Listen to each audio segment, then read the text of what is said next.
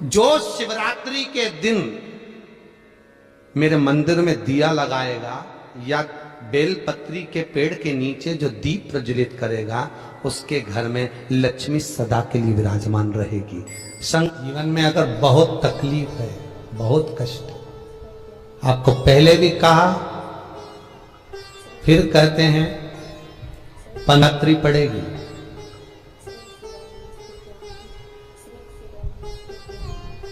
जो माघ महीने में शिवरात्रि पड़ती है, उससे भी प्रबल शिवरात्रि। ये शिवरात्रि 19 वर्ष के 2 बार गैप करने के बाद 183 वर्ष के बाद आएगा, और 183 वर्ष के बाद फिर इसमें की शिवरात्रि प्राप्त होगी। और 183 वर्ष किसने देखे? कौन ने देखे? और निवेदन करूंगा, अगर जिंदगी में थोड़ी सी तकलीफ है, दुख है, कष्ट है, परेशानी है, तो उस शिवरात्रि को हाथ से मत जाने दो। कल शिवरात्रि को आपको पहले भी कहा कि क्या क्या वस्तु भगवान शंकर को हम रात्रि के समय पर चढ़ा दें, जिससे हमारा रोग समाप्त हो जाए, हमारी बीमारी समाप्त हो जाए, हमारे जीवन में सुख समृद्धि लक्ष्मी आ जाए। वो समर्पण का भाव। और शिवरात्रि आने में देरी है, और आपके जीवन में बहुत कष्ट है, बहुत कष्ट। महाराज 5 कमलगट्टे, 5 बेलपत्र तांबे के लोटे में जल भरकर रख लीजिए। सीधे हाथ पर उस कलश को रखो जिसमें 5 कमलगट्टे और 5 बेलपत्र रखिए। श्री शिवाय नमस्तुभ्यम शिव महापुराण का मूल मंत्र है, जैसे भागवत का मूल मंत्र है ओम नमो भगवते वासुदेवाय। शिव महापुराण का मूल मंत्र है श्री शिवाय नमस्तुभ्यम। इस मंत्र का 5 बार स्मरण कर कर आपको जो तकलीफ है उसको हृदय चित्त से धरकर मस्तक से कलश को लगाकर किसी एकांतेश्वर महादेव पर, एकांतेश्वर महादेव मतलब अपने गांव से, नगर से, शहर से जो बाहर खेड़े में हो, बिल्कुल बाहर, जिस शिवलिंग पर कोई पूजन करने ना जाता हो, एकांत में बैठे हो, जंगल में बैठे हो, कहीं किसी वृक्ष के नीचे विराजमान हो, ऐसे एकांतेश्वर महादेव पर अपनी कामना कर कर वो जल समर्पित कर दो। 1 बेलपत्र, 1 कमलगट्टा उठाकर अपने घर पर लेकर आ जाओ। जो तकलीफ बहुत ज्यादा हो रही है, 5 दिन में आपको मालूम पड़ जाएगा, 5 दिन में अंतर आ जाएगा। शिव का अनुमोदन करो, शंकर का स्मरण करो। महाराज ये अश्विन का जो अधिक मास है 183 वर्ष के बाद वापिस आएगा। योग, ये योग पहले मिल जाता 19 वर्ष में, पर अब मिलेगा 183 वर्ष।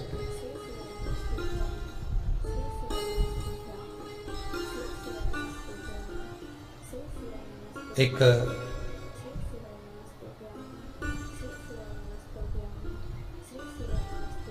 किन्हीं माता जी का एक प्रश्न था, वो ध्यान में नहीं आ रहा है वो कहां से थी, कि उन्होंने एक प्रश्न किया था, व्हाट्सएप पर लिखा हुआ आया था कि उनके घर में कोई बहुत ज्यादा बीमार पड़ा हुआ है और बहुत बुजुर्ग है, लगभग 90-95 साल की हैं, और शरीर गल गया है, शरीर में अब कीड़े पड़ रहे हैं। सिस्टर को बुलाते हैं, डॉक्टर को बुलाते हैं, तब उनको साफ करते हैं, शरीर इतना गल चुका है। उसके लिए क्या करना चाहिए? एक निवेदन करूंगा, एक भगोनी में गेहूं रख लीजिए, एक पात्र में गेहूं, जो बहुत बुजुर्ग हो चुकी हैं, कीड़े पड़ रहे हैं शरीर में, आपने एकादशी दे दी, गीता जी करवा दी, पाठ करवा दिया, गौदान करवा दिया, मोक्ष करवा दिया, सब कुछ करवा दिया, तो भी मुक्ति नहीं मिल रही है, तो पात्र में गेहूं रखकर उन माता जी की सीधे हाथ की 3 उंगलियां उस गेहूं में डालकर उनका नाम और गोत्र बोलकर वो गेहूं गाय को खिला दीजिए। पात्र किसी गरीबड़े को, भिक्षुक को दे दीजिए महाराज, 3 या 4 दिन में मोक्ष प्राप्त हो जाता है। इतनी अगर भोग रही हैं तो कर सकते हैं। इतना कष्ट अगर भोग रही है कि शरीर गल चुका है, कीड़े पड़ रहे हैं शरीर के अंदर और सारी खाल टपक टपक कर गिर रही है, तो उनकी मुक्ति हो, उनका मोक्ष हो। आज माता जी कह रही थी कि हमने गीता जी सुना दी, पाठ कर दिया, सब कुछ कर दिया, गौदान करा दिया, सब करा दिया, पर मुक्ति नहीं। शिव का हो, शंकर हो, मेरे बाबा विश्वनाथ का स्मरण करो, मिलेगा। फिर निवेदन करूंगा, ब्रह्मा ब्रह्मलोक में रहते हैं, भगवान विष्णु बैकुंठ में रहते हैं। मृत्यु लोक का अगर कोई देव है तो वो महादेव है। पृथ्वी का अगर कोई देवता है तो वो देव अधिदेव महादेव है।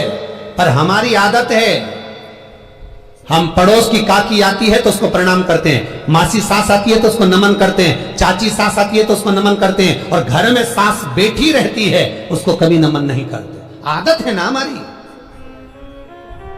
दूसरों को तो हम प्रणाम कर लेंगे पर घर की सास को नमन नहीं कर पाते। उसी तरह हम भगवान विष्णु का स्मरण कर रहे हैं, ब्रह्मा का स्मरण कर रहे हैं, सारे 33 कोटि देवताओं का स्मरण कर रहे हैं, पर भूलोक का इस देव अधिदेव महादेव का हम कितना स्मरण कर रहे हैं। हम तो भगवान शंकर के मंदिर में भी जाते हैं तो छल करते हैं। गए मंदिर में, वहां का लोटा उठा लिया, पानी भर लिया, शंकर जी को चढ़ा दिया, लोटा दूसरे का, पानी दूसरे का, मंदिर भी दूसरे, पानी चढ़ा दिया बस। और इतनी सात्विकवान सिर पे पल्लू मल्लू रे कि ऐसे पानी चढ़ाए, शंकर भगवान भी सोचे काय को नौटंकी करे रे, काय को नाटक करे। पानी दूसरे का, लोटा दूसरे का, शंकर जी पे चढ़ा रही। अगर शंकर को जल चढ़ाना है तो घर से लेकर जा, लोटा भी घर से लेकर जा। और अगर मंदिर का पानी लिया है, मंदिर का लोटा लिया है, तो 1 रुपए लोटे का किराया और 1 रुपए जो लाइट जली, पानी भरा जिस पुजारी ने, उसका 2 रुपया दान पेटी में डाल, तब जाकर तू शंकर को पानी चढ़ाएगी, तब शंकर उस जल को स्वीकार करता है।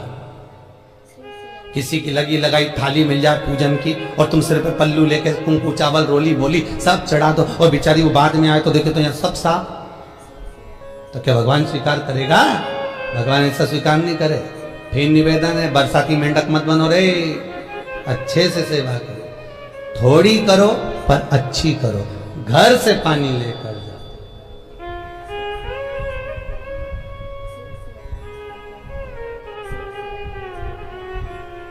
कल कोतवाली चौराहे से, हमारे सीहोर के कोतवाली चौराहे से कोई बहन जी आई थी 33 मालपुआ लेके, कहे गुरुजी संकल्प करा दो। हमने कहा पानी लाओ, तो क्या तुम्हारे यहाँ नहीं है? हमने कहा हमारे यहाँ तो कुआं है, लिया। चावल लाओ, तो क्या गुरुजी पूजन मंडप में होंगे ना चावल जरा सा। हमने कहा वापिस घर जाओ, निकलो। कितनी बार भागवत सुनी, राजा बलि के दरवाजे पर वामन भगवान खड़े हैं। राजा बलि वामन भगवान से कहता है, प्रभु आपके एक हाथ में छत्र है, दूसरे हाथ में कमंडल है। तो राजा बलि कहता है आपके कमंडल का जल दे दो, मैं संकल्प छोड़ देता हूं। वामन भगवान कहते हैं राजन, अगर मेरे कमंडल का जल लेकर तू संकल्प छोड़ेगा तो वो संकल्प मान्य नहीं होगा, तुझे स्वीकृत नहीं होगा। किसी की लगी लगाई थाली में से कुंकू चावल चढ़ा दोगे तो कुछ मिलना है क्या? अरे बोलो तो। विष्णु पुराण में तो यहां तक लिखा है कि किसी का लगा हुआ दिया, किसी का दिया मंदिर के अंदर रखा था, तुमने अपना डब्बा खोलकर बत्ती निकालकर उसके दिए में रखकर जला दी और सोच रही है कि मैंने खूब बड़ा काम कर दिया, तो उसका तो फल ही नहीं मिला।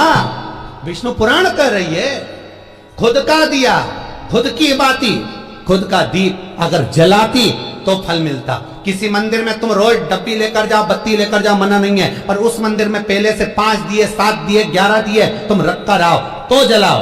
दूसरे के रखे हुए दिए में 50 बार बाती जला कर आना, उसका कोई फल नहीं मिलने वाला, उसका कोई फल नहीं है हमारा।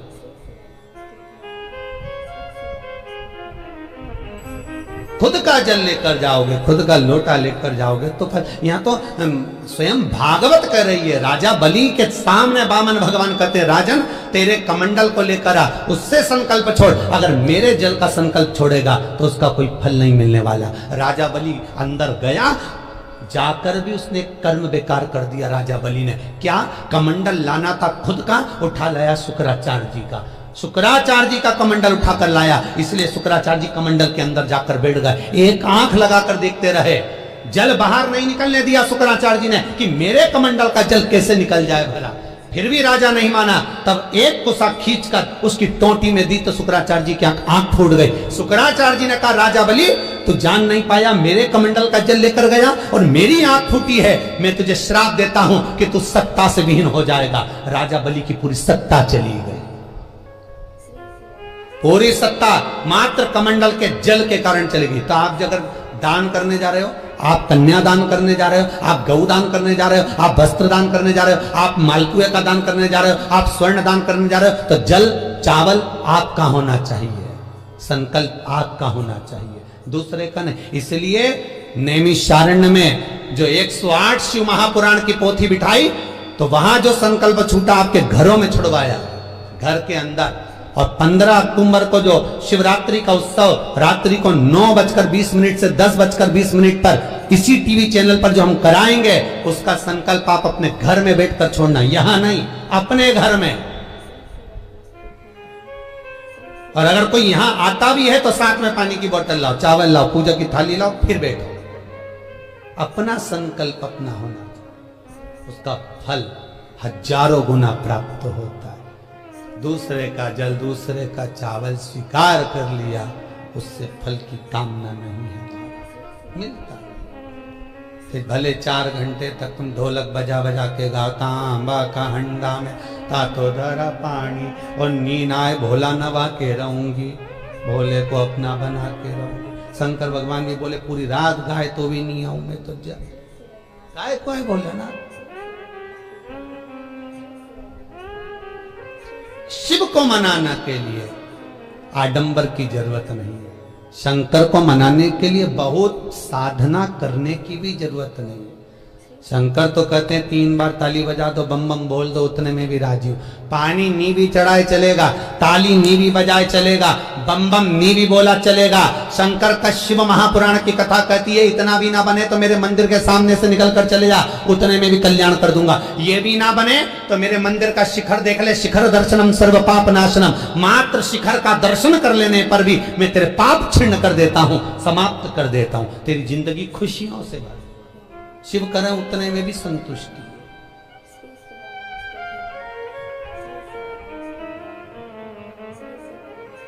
उतने में भी संतुष्टि।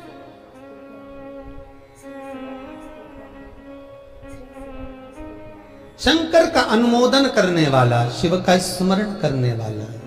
तो अगर मालूम पड़े प्रारब्ध के कारण, कोई कर्म के कारण हमें मिल भी रहा है, तो वो समाप्त होगा, वो मिटेगा। और बाबा से कहते रहना ना, भोला सब दुख काटो मारा, बाबा बस कृपा कर कर मेरे दुखों को काट।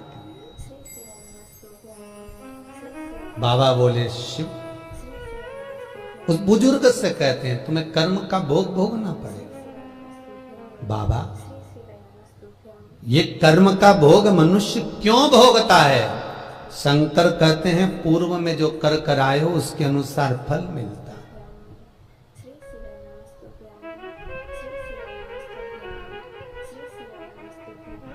अभी 2 दिन पहले की कथा याद करो, कथा में कहा था खूब भगवान ने धन दे दिया, जिसके घर में 10-10 नौकर लगे, और घर का मालिक इतना चड्डा पहनकर, टी-शर्ट पहनकर कुत्ते को छीछी करा रहा। कथा में कहा था कि नहीं कहा था? तो किसी ने प्रश्न किया था, गुरुदेव इनके घर में 10-10 नौकर लगे, इनके घर के बच्चों को तो नौकरानियां पाल रही, दासियां पाल रही, और सेठ जी अच्छा चड्डा पहन के, टी-शर्ट पहन के कुत्ते को छीछी करा रहा। तो ये कहीं लिखा, अरे गरुड़ पुराण उठाकर देखो ना, ये भी कर्म का भोग है। कि तेरे घर में 10 नौकर काम कर रहे हैं और कुत्ते को छींची मॉर्निंग वॉक में तू करा रहा है।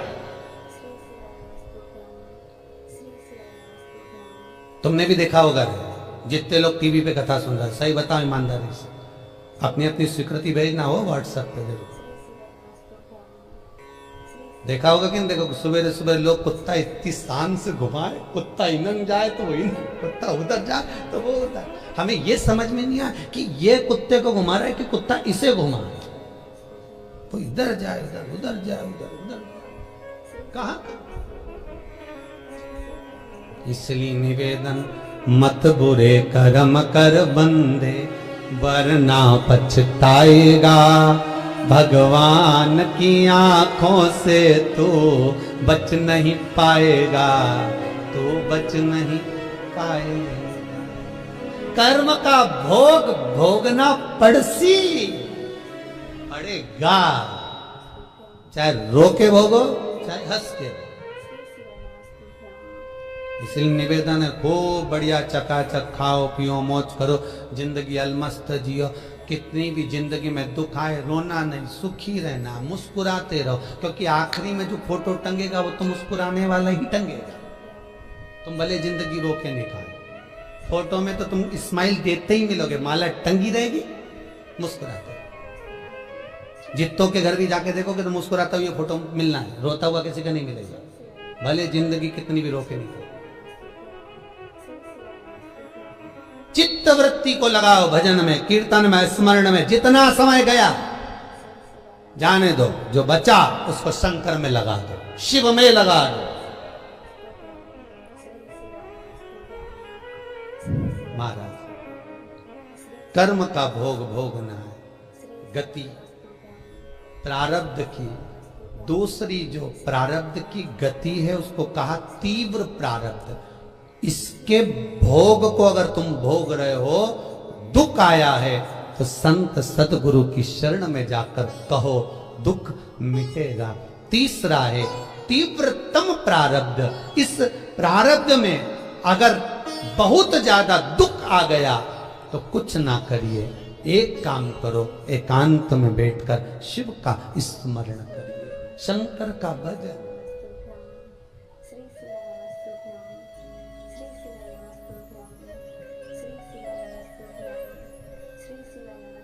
बटकेश्वर महादेव और पिपलेश्वर महादेव,